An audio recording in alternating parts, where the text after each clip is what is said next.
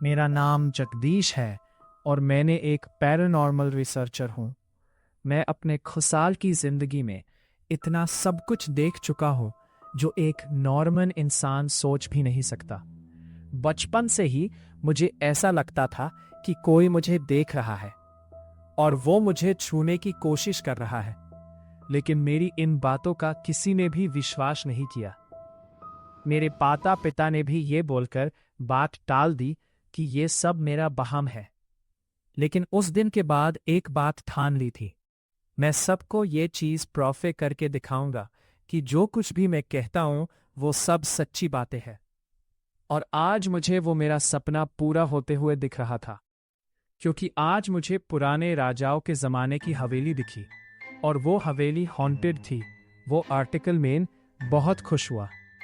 उस आर्टिकल में हवेली के बारे में कई खतरनाक बातें बताई गई थी।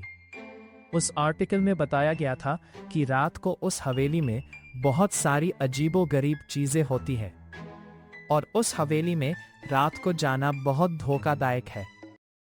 अगले ही दिन मैं उस हवेली के तरफ चल पड़ा। पूरे दिन के ट्रेन के सफर के बाद मैं उस शहर में पहुंचा जहां वो हवेली थी, लेकिन रात बहुत हो गई थी। मैं बहुत ज्यादा थक गया था, इसलिए मैंने उस हवेली के नज़दीक एक होटल में जगह बुक कर ली। अगली सुबह मैं उस हवेली पे पहुंचा। उस हवेली को देखकर मैंने सोचा, क्या सुंदर रही होगी ये हवेली अपने समय में, और आज ये हवेली बिल्कुल खंडहर बन गई है। लेकिन मुझे इससे क्या, मुझे तो अपने काम से मतलब है।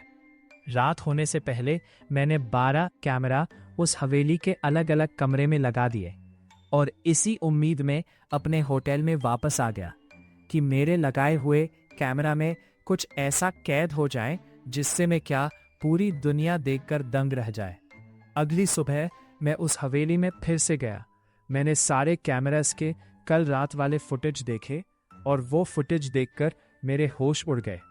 मैंने देखा एक इंसान जो मुझे दिख भी नहीं रहा है तो मुझे बेरहमी से मार रहा है, और मैं पागलों की तरह एक रूम से दूसरे रूम में मार खाते हुए भाग रहा था, रोता चिल्लाता और मदद की भीख मांगता हुआ। लेकिन ये कैसे हो सकता है? कल पूरी रात तो मैं अपने होटल में था, बल्कि कल पूरी रात में अपने रूम से भी बाहर नहीं निकला था। मुझे कुछ भी समझ में नहीं आ रहा था। मैंने सोचा मुझे अब इस हवेली से बाहर निकल जाना चाहिए, और जैसे ही मैं हवेली के बाहर निकल रहा था तभी मुझे पीछे से आवाज सुनाई दी। वो आवाज काफी भयानक थी। मैं डर चुका था। मैं चाहता तो नहीं था कि वापस अंदर जाऊं, लेकिन एक पैरानॉर्मल रिसर्चर होने के कारण मैं वापस उस हवेली के अंदर गया और मैं उस हवेली के ग्राउंड फ्लोर के बड़े से एरिया में खड़ा था। उस आवाज में कुछ ऐसा नशा था या फिर किसी और कारण से मैं वहां पर चक्कर खाकर बेहोश हो गया। तो आवाज रुकने के बाद मैं जैसे बेहोशी से उठा। मुझे वक्त का बिल्कुल भी पता नहीं था। जब मैंने हवेली के खिड़की से बाहर देखा, मुझे पता चला कि रात हो चुकी है। मुझे अच्छी तरह से याद है, मैंने उस आर्टिकल में पढ़ा था, रात को इस हवेली में जाना बहुत ही धोखादायक है। कुछ भी हो जाए, इस हवेली में रात को कभी मत जाना।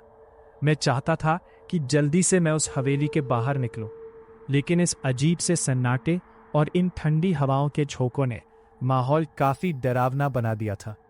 मैंने अपने कदम हवेली के बाहर निकलने के लिए उठाए, तभी मुझे हवेली के दरवाजे के पास एक आदमी दिखा। मैं उस इंसान के पास गया। मैंने उससे पूछा, आप इतनी रात को यहाँ क्या कर रहे हो? उसने कहा, मैं हवेली का चौकीदार हूँ। मैं ये सुनकर चौंक गया। गांव वालों ने इस भूतिया हवेली के लिए चौकीदार क्यों रखा होगा? मैंने इसके बारे में ज्यादा नहीं सोचा।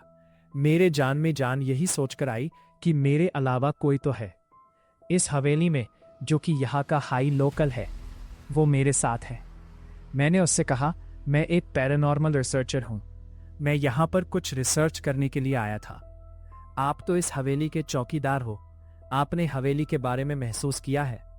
उस इंसान ने कहा, मेरे साथ तो ऐसा कभी कुछ हुआ नहीं है, लेकिन इस हवेली के बारे में एक कहानी सुनी है मैंने। क्या तुम सुनना चाहोगे? मैंने सोचा ये और भी अच्छा मौका है इस हवेली के बारे में और जानकारी जमा करने का। मैंने उस इंसान से कहा, हाँ हाँ जरूर बताइए।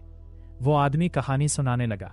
कहते हैं, इस हवेली में बहुत साल पहले एक नौकर काम किया करता था।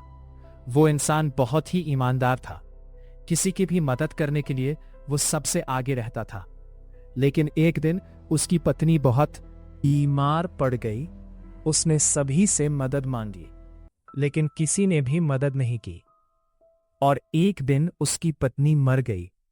वो अपनी पत्नी की मौत बिल्कुल भी सहन नहीं कर पाया, इसलिए वो काला जादू करके अपनी पत्नी को वापस लाने की कोशिश करने लगा। लेकिन ऐसे ही कोई किसी को जिंदा थोड़ी ना कर सकता है।